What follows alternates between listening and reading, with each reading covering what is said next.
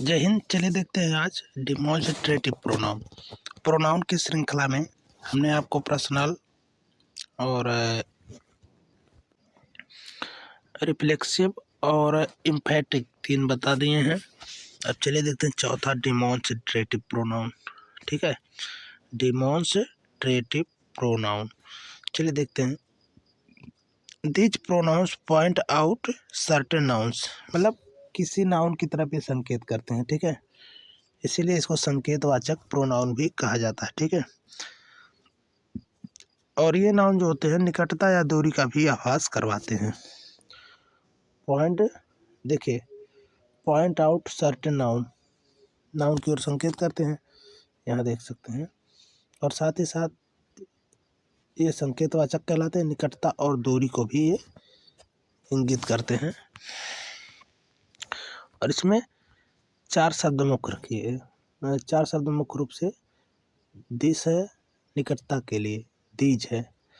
बस दिस क्या होता है, सिंगुलर में होता है, और दीज जो होता है प्लूरल में होता है। यहाँ देखिए, लेकिन यहाँ थोड़ा दीज गलत लिखा गया है, ऐसे होना चाहिए था, दीज ऐसे होना चाहिए था। ठीक है, दिस तो ठीक है। आगे, अब दूरी बताने के लिए दैट का प्रयोग हो जाएगा और दोज का प्रयोग हो जाएगा। दैटवा जो है एक वचन को इंगित करेगा, या कह सकते हैं कि नज़दीक वाली वस्तु को, और दोज जो है बहुवचन को इंगित करेगा, जिसमें तमाम सारी वस्तुएं होती हैं, है ना। तो चलिए देख लेते हैं इसको। This is my watch, this is my watch. देखिए, यह मेरी घड़ी है, इंगित कर रहा है एक वचन को। और फिर यहाँ देगा दीज आर आवर बुक्स, वे सब मेरी क्या है, पुस्तकें हैं, या वे सब पुस्तकें हैं, इस तरह से। तो यहाँ बहुवचन को इंगित करेगा। निकटता की दृष्टि से इसको भी देखें आप, लेकिन यहाँ क्या होगा, थोड़ा दूरी बढ़ जाएगी। दैट इज ए प्लानेट, यह एक क्या है, ग्रह है। Those are the new ones, those are the new ones. तो आगे देखिए, those are the new ones मतलब वो लोग नए हैं, इस तरह से बहुवचन को इंगित कर, या कह सकते हैं those are stars, those are stars ऐसे भी कर सकते हैं। ऐसे प्रोनाउन के तुरंत बाद वर्ब का प्रयोग किया जाता है, ये भी ध्यान रखिएगा। यदि दैट के बाद वर्ब हो तो ऐसा दैट डिमॉन्स्ट्रेटिव कहलाता है। ठीक है, आगे देखिए। This is the house where live, this is the house where live. देखिए, दिस नहीं है, दैट भाई। दिस होगा तो नज़दीक हो जाएगा, दैट होगा तो दूर हो जाएगा, बस इतना रखिएगा। ठीक है, that is the house where live.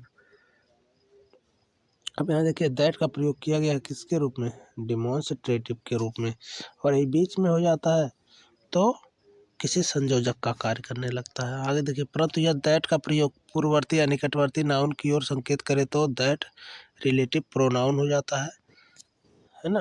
यहाँ रिलेटिव प्रोनाउन हो जाएगा तब, अगर दैट बीच में आ गया, या संयोजक हो जाएगा, कंजक्शन वगैरह का भी काम करता है। आगे देखिए, इट वाज ही,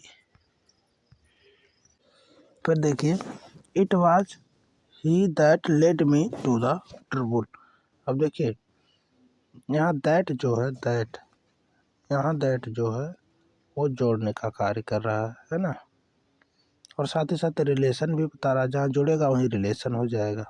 तो इस तरह से रिलेटिव का भी काम करता है। डिमॉन्स्ट्रेटिव प्रोनाउन के तुरंत बाद वर्ब आती है, जबकि डिमॉन्स्ट्रेटिव एडजेक्टिव के पश्चात तुरंत नाउन आता है। एडजेक्टिव में तो नाउन होता ही, देखिए ये भी ध्यान दे दीजिए। दिस के साथ इज आया है, बाकी चाहे जो हो बाद में। दैट के साथ इज आया है, दीज के साथ आर आया है, दोज के साथ वेयर आया है, आर आया, कोई भी हो तो हमेशा ये प्रोनाउन को इंगित करेंगे, हमेशा प्रोनाउन को इंगित करेंगे। लेकिन this that these those this that these those के तुरंत बाद अगर नाउन आता है, पेन है, बुक है, गर्ल है, बॉय है ना, मैन है, एनिमल है, इस तरह से आता है तुरंत नाउन, तो ये एडजेक्टिव को इंगित करने लगेंगे। ठीक है, चलिए आगे। इंट्रोगेटिव में तो बहुत आसान होता है, इसको आप देख कर ही जान जाएंगे। पहली बात तो इसमें प्रश्नवाचक शब्द होते हैं, है ना।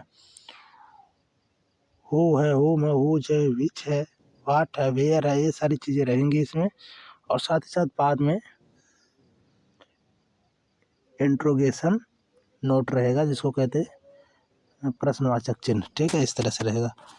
तो देखिए, a pronoun which is use for asking a question, जो क्वेश्चन करता है, क्वेश्चन पूछता है, उसको हम इसके तहत रखते हैं, है ना। तो इसमें देखें, जैसे उसको हम इंट्रोगेटिव प्रोनाउन के रूप में जानते हैं। जैसे उदाहरण देखते हैं, तुरंत उदाहरण देखें।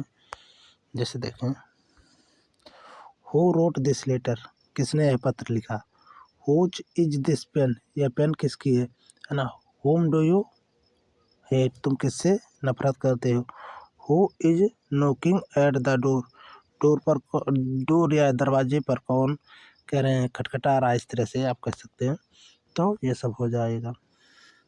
आगे, वस्तुओं के लिए व्हाट का प्रयोग किया जाता है। वस्तुओं के लिए व्हाट का प्रयोग, व्हाट डज ही वांट, वह क्या चाहता है। What will you have to drink, तुम क्या पीना पसंद करोगे। इस तरह से देखिए, क्वेश्चन मार्क लगा रहेगा, ये आसानी से आप समझ सकते हैं। विच का प्रयोग जो होता है वो किसी वस्तु के चुनाव के लिए किया जाता है। विच इज योर पेन, तुम्हारी पेन कौन है। विच ऑफ दीज, दीज नहीं है दोज भाई, दीज होगा तब भी सही होगा।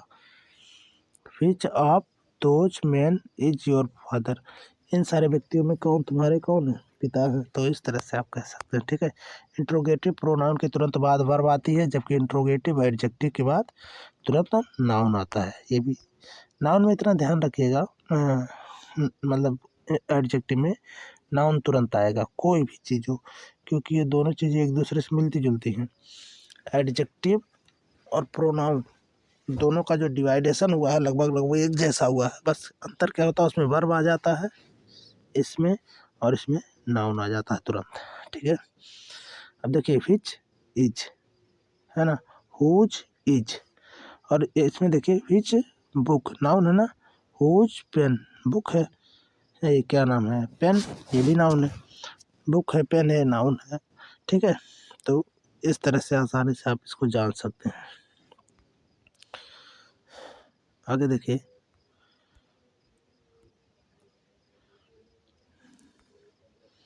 चलिए अब अगले वीडियो में बताएंगे फिर। ठीक है इसको।